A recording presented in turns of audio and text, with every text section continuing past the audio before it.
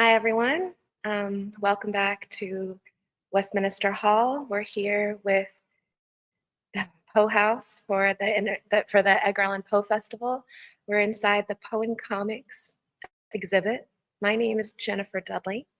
I am here with Artway Alliance, and for this workshop, we're talking about reading, writing, and reviewing bedtime stories. Um, Bedtime stories are a thing near and dear to my heart. I love children's stories in general, and bedtime stories have always just been a really big part of my life. When I was little, it was kind of the highlight of my day to get my dad to himself and to read these stories. And it started with him reading to me, and eventually it was me reading to him, and then eventually it was me reading to myself and having that time by myself. I think it's such a great part of the day to be able to take time and kind of separate from the story that you've been in all day, your life, and kind of lean into a story from someone else's imagination. Um, I Stories come in all different types, right? Bedtime stories are no different. I know that we all are really aware, highly aware of the, um, the stories that are kind of traditional in our culture that are like the Brothers Grimm and those kind of things, Little Red Riding Hood, Three Little Pigs, and those kind of things. I think there's a lot of other types of stories, right? Like you can have silly bedtime stories. I've read a bunch of books that are kind of meant to get little kids giggling and interacting in that way before bed. And then I know throughout the week we've talked a lot about kind of like spooky stories, which is very appropriate when we're here talking about the late and great Edgar Allan Poe. Um, I personally have written some stories that I've used as bedtime stories with my own kids, but I have not written any that have gone out to the public. But whenever I'm considering a bedtime story in particular, I think it's very important to think about the audience, right?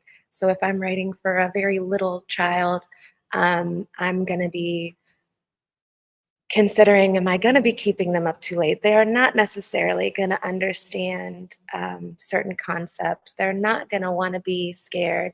They might be a good audience for those silly stories, right? Um, or they might be a good audience for a story where you're talking about your values. Um, Children's stories can be really great vehicles for that. You can read books about skills they want to gain, right? Like learning how to swim, or you can have it be about a value like telling the truth, and you can have them do something like accidentally break a window and have to navigate how they're going to talk about that, right? Bedtime and bedtime stories are such a beautiful opportunity for icebreakers and for conversation amongst family. Um, in all different avenues. I love that there's so we were talking about the silly versions and the classic versions and the scary versions. And I love that there are just so many different versions of stories in general. Um, I read a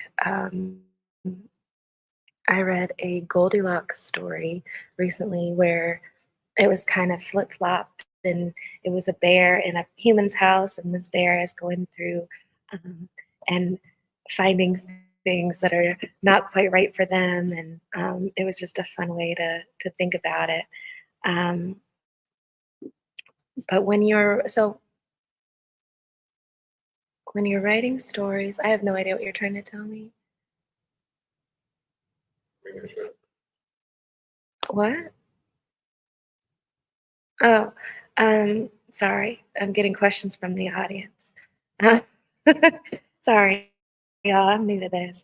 What's my favorite bedtime story? And is there a spooky or darker version from what you read as a child? Um, so when I was little, I was really into Curious George. Um, And I loved all the different Curious George stories. I still love Curious George. I love monkeys in general. Little fact about me is for most of my childhood, I wanted to be Jane Goodall and be a primatologist. So naturally, I loved these stories about this little monkey and his mischievousness. And I, yeah, and so my dad and I used to read a lot of those stories. I'm not sure that there's a spookier one of that, but that was definitely what came to my mind.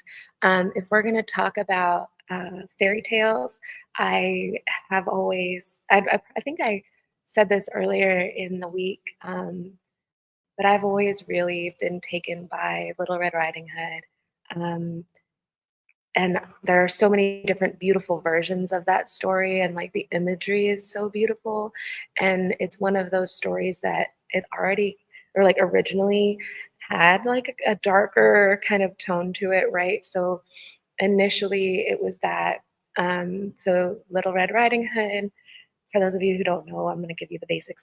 Little Red Riding Hood is sent by her mother to bring her grandmother a basket of baked goods from Granny, or, I'm sorry, from mom to Granny. And mom says, don't deviate off the path, go straight there, don't talk to strangers. A little foreshadowing.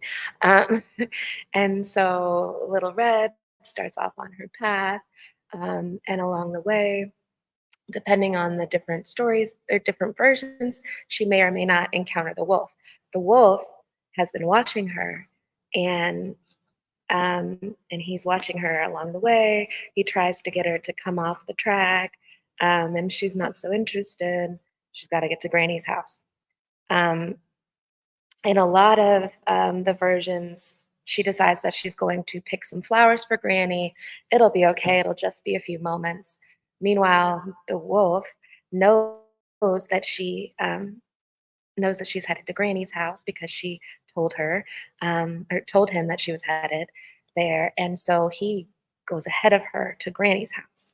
And in the traditional version of this story, um, the wolf eats Granny. Um, and so he eats Granny and he's waiting for her. Now, in the versions that of the Little Red Riding Hood that are meant more for children, especially the ones that have been very like Americanized. Sometimes Granny will be hiding in a cupboard. Um, in some darker versions of this that I have found, there's one that was like crazy, right? So in this one, the wolf cooks Granny into meatloaf and feeds her to Little Red Riding Hood, little like inadvertently making Red into a cannibal. It's crazy. Y'all storytellers are crazy. But so we have those kind of endings, but then in kind of like hybrid, like there's other endings that are more of like a hybrid, not really the like happy ending, but um, still kind of moral to the story. There's versions where Granny and Red get eaten by the wolf, but then the huntsman comes at the last second, or like right after they've been eaten, and cuts open the wolf and lets Little Red out. I don't know, must have had a really big mouth to be able to just like and like swallow them in order to come out that way. Um, but yeah, so that version was really cool. Tons of really fun and amazing versions of those characters, right? Like you see them through so many different series and different like I know one of my co-hosts mentioned Grimm in another iteration of this. I loved that show. And you see like elements of that story play out in Grimm, or like my kids. I have kids, and my youngest daughter is 5, and we watch Super Y, and one of the main characters on that show is Little Red. Um, and so I think like that character is one that so many people can relate to. And then the wolf is my one of my favorite like villains. I've always loved the Big Bad Wolf. Um, the wolf in general, um, in like literary terms, tends to represent like the unknown and like outside adversity.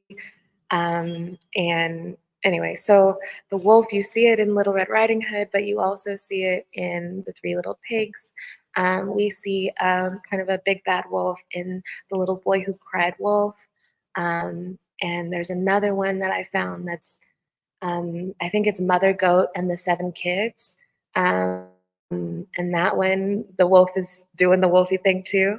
Really just a fun character who has been played with in so many different ways. You know, Disney has its Big Bad Wolf character that's been played with since, I mean, I think like the 50s or 60s, who sometimes we don't even realize that's, you know, who they're bringing out. So yeah, really just like great pop culture references, and really just kind of iconic there, with Little Red Riding Hood. So that answers that, I think.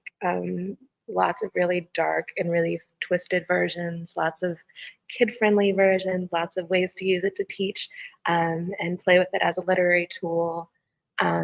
So that's one that I also highly suggest, as a, like, if you're going to use a classic story as a writing exercise to kind of like just play with and figure out versions that you might want to come up with. That's a really great one to play around in, because even though you kind of know where it's going, there's a lot of wiggle room. Um, let's see. Any other? So I have another question. Do you have plans to publish the bedtime stories you've created to read to your kids? Why or why not? So I have some stories that I have, that are just for my family, that are kind of not really relatable to the outside world. And then I do have, some stories that I've been working on that may be released to the public in the future. I love children's literature and children's stories.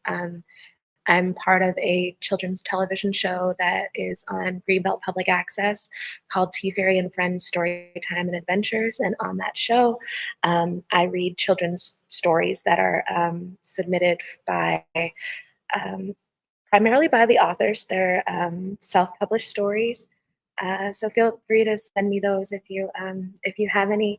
But so I've been really immersing myself in the world of children's literature and in stories for a while. I'm also on part of this organization called Black Children's Books DMV Plus, where we try to really connect Black illustrators and authors with children of color in the DMV area.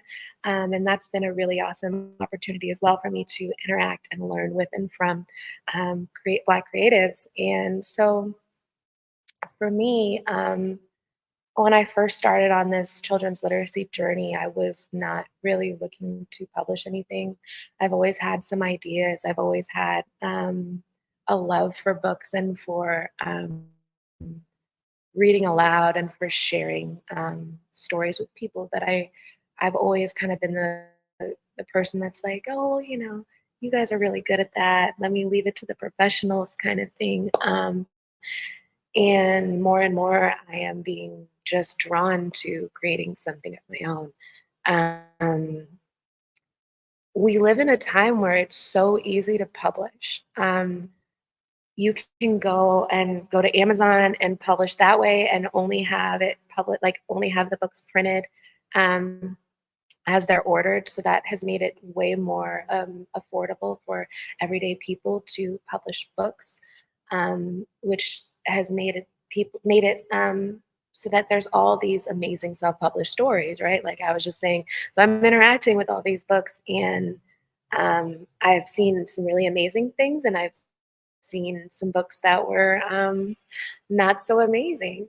And it's been really eye-opening for me to be like, oh, okay, well, if this person's book is out there and published, well, why can't I create mine? So yeah, stay tuned. I'm especially working on a story that is kind of combining two of my favorite things, gardening and literacy. And the book I'm working on is about this day that I went to work in a garden with my younger daughter and with this group of children that I work with called the Earth Squad that work in a local garden. And basically, I'm putting together a counting story where my daughter Bella is collecting these beans, and by the end of it, she has a whole big pocket full of beans that these children have been counting and giving to her throughout the day while we were working in the garden. Um, so I don't know when, but yeah, I guess I'm at the point where I do see myself publishing stories of my own in the near future. Um, so I have found all types of inspiration in the literary world. Um, Myself as a just as a human, I've always been a little bit on the like macabre side. I like the spooky side of life. You gotta have balance though. But yeah, I've always been really into like scary stories and dark elements. And I know that I have a question here in the comments about when was my first introduction to the work of Edgar Allan Poe. And honestly, I'm not even really sure, right? Like, Poe is such a cultural icon, um, and and his work is so kind of interwoven into our culture. But I do think that the first thing that I was introduced to by him was The Raven. I've always really loved the cadence of that work and the juxtaposition of how like dark that work is and how loving it is at the same time. It's so very human and has really stood the test of time. Um, I find it really amazing that Edgar Allan Poe was alive in the 1800s and talking about the things he was talking about, and that it all is just so relevant today. And for me, as somebody who's dealt with grief and who has dealt with love and is just so fascinated and curious by the human condition and by our connections to one another, that is definitely a piece that I have been influenced by. Um, and I guess that takes us to what we are here to do today, or what I'm here to do today. I am so in us being here for the Edgar Allan Poe Festival uh, and being brought on by the Poe House, we wanted to incorporate Edgar Allan Poe's work in a way that was really fitting for Artway Alliance and what we do, and for the Poe and Comics exhibit. And so we were introduced to a amazing work by Manga Classics, or well, that was published through Manga Classics. See the stories of Edgar Allan Poe. So what I'm about to do is do a little poetry reading slash manga reading because this manga is Poe's works translated, right? So it's absolutely beautiful. I have some slides here that I'm going to put on the screen. So bear with me, get comfortable. We're about to do this thing. Um, so let me just get myself situated. So this book, as I said, is from Manga Classics. Let's switch back to this screen really quick. Um, Manga Classics, Stories of Edgar Allan Poe. It's available online. Um, Inside this beautiful work, you have The Raven, which is the one we're going to read. You have The Cask of Amontillado. You have The Masquerade of the Red Dove. Oh, sorry. I'm not used to doing this stuff, camera stuff. And you have, there's one more, but I don't think it has a, the other one doesn't have a cover. So the ones that are inside are the Telltale Heart. So we have the Telltale Heart, the Cask of Amontillado, the Raven, the Mask of the Red Death, the Fall of the House of Usher. And these adaptations that are in this book are done by Stacey King. As I said, we're going to be doing The Raven. The art in this manga adaptation was done by Pikomaro, which is spelled Pikomaro. Absolutely amazing work. Look into them. So now I'm going to change the camera settings once again so you all can see our slides. All right, The Raven by Edgar Allan Poe. Once upon a midnight dreary, while I pondered, weak and weary, over many a quaint and curious volume of forgotten lore, while I nodded, nearly napping, suddenly there came a tapping, as of someone gently rapping at my chamber door. "'Tis some visitor," I muttered, tapping at my chamber door. "Only this and nothing more." Ah, distinctly I remember it was in the bleak December, and each separate dying ember wrought its ghost upon the floor. Eagerly I wished the morrow, vainly I had sought to borrow from the books secrets of sorrow, sorrow for the lost Lenore, for the rare and radiant maiden whom the angels name Lenore, nameless here forevermore.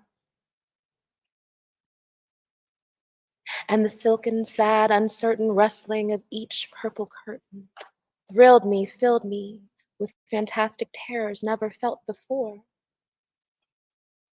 so that now, to still the beating of my heart, I stood repeating, "'Tis some visitor entreating entrance at my chamber door, some late visitor entreating entrance at my chamber door. That is it, and nothing more." Presently, my soul grew stronger, hesitating then no longer. "Sir," said I, "or madam, truly your forgiveness I implore, but the fact is I was napping, and so gently you came rapping, and so faintly you came tapping at my chamber door, that I scarce was sure I heard you." Here I opened wide the door. Darkness there, and nothing more. Deep into that darkness peering, long I stood there wondering, fearing, doubting, dreaming dreams no mortals ever dared to dream before. But the silence was unbroken, and stillness gave no token, and the only word there spoken was the whispered word, "Lenore."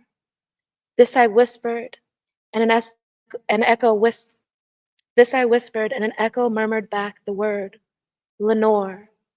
Merely this and nothing more. Back into the chamber turning, all my soul within me burning, soon again I heard a tapping somewhat louder than before. "Surely," said I, "surely that is something at my window lattice. Let me see then what threat is and what mystery explore. Let my heart be still a moment and this mystery explore. 'Tis the wind and nothing more." Open here I fling the shutter, when, with many a flirt and flutter, in there stepped a stately raven of the saintly days of yore. Not the least obeisance made he, not a minute stopped or stayed he, but with mane of lord and lady, perched above my chamber door, perched upon the bust of Pallas just above my chamber door, perched and sat and nothing more. Then this ebony bird beguiling my sad fancy into smiling by the grave and stirred decorum of the countenance it wore. "Though thy crest be shorn and shaven, thou," I said, "art sure no craven."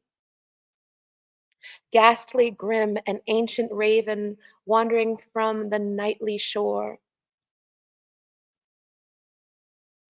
Tell me what thy lordly name is on thy night's Plutonian shore. Quoth the raven, nevermore. Much I marveled this ungamely fowl to hear discourse so plainly, though its answer little meaning, little relevancy bore. For we cannot help agreeing that no living human being ever yet was blessed with seeing bird above his chamber door, bird or beast upon the sculpted bust of his chamber door, with such name as Nevermore. But the raven, sitting lonely on the placid bust, spoke only that one word, as if his soul in that one word he did outpour, nothing further than he uttered, nothing further, not a feather than he fluttered, till I scarcely more than muttered, other friends have flown before. On the morrow he will leave me, as my hopes have flown before. Then the bird said, nevermore. Startled at the stillness broken by reply so aptly spoken. Doubtless, said I, what it utters is it is its only stock and store, caught from some unhappy master whom unmerciful disaster followed fast and followed faster, till his songs one burden bore, till the dirges of his hope that melancholy burden bore of never, nevermore. But the raven still beguiling all my fancy into smiling. Straight I wheeled a cushioned seat in front of bird and bust and door. Then upon the velvet sinking, but I myself, then upon the velvet sinking, I betook myself to linking fancy unto fancy, thinking what this ominous bird of yore, what this grim, ungainly, ghastly, gaunt, and ominous bird of yore meant in croaking, nevermore.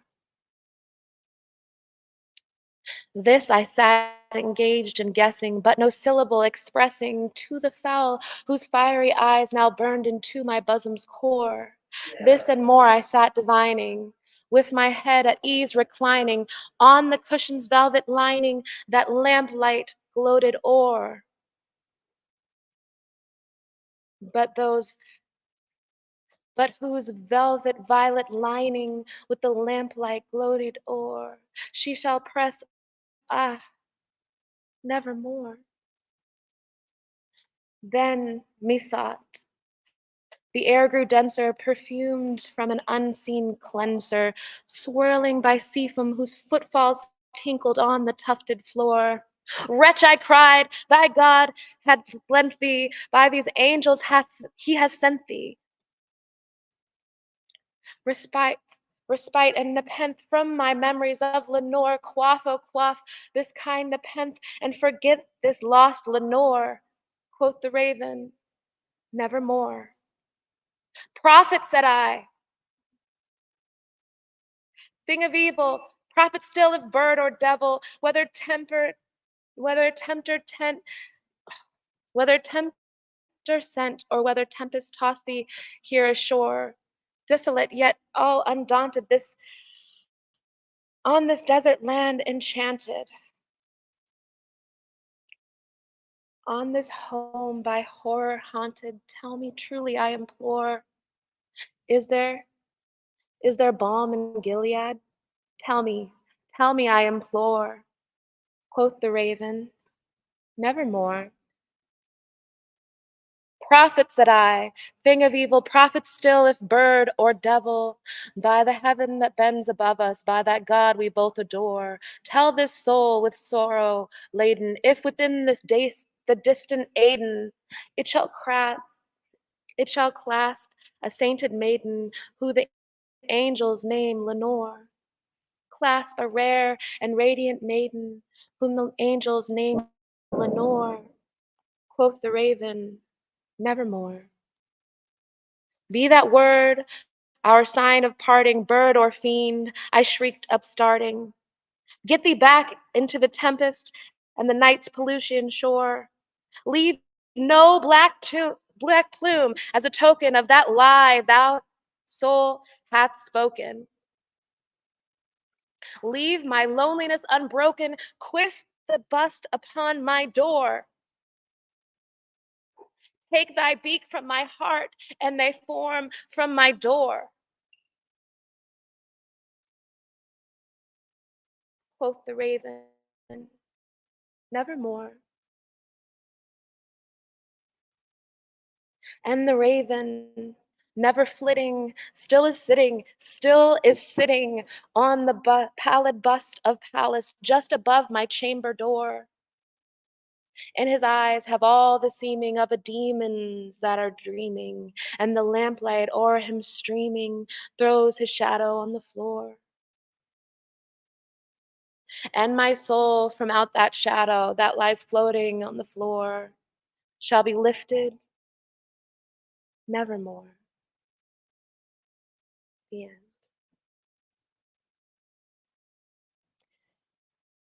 Thank you all so much for joining us. Um, that was The Raven by Edgar Allan Poe. My name is Jennifer Dudley. Um, I thank you so much for joining us at Westminster Hall. Um, Again, I'm here with Artway Alliance. Thank you so much to the Poe House for having us here all week. It's been an absolute blast. I can't imagine a better way to kick off October. Um, I hope you all take care and have a wonderful, wonderful time. And we'll see you nevermore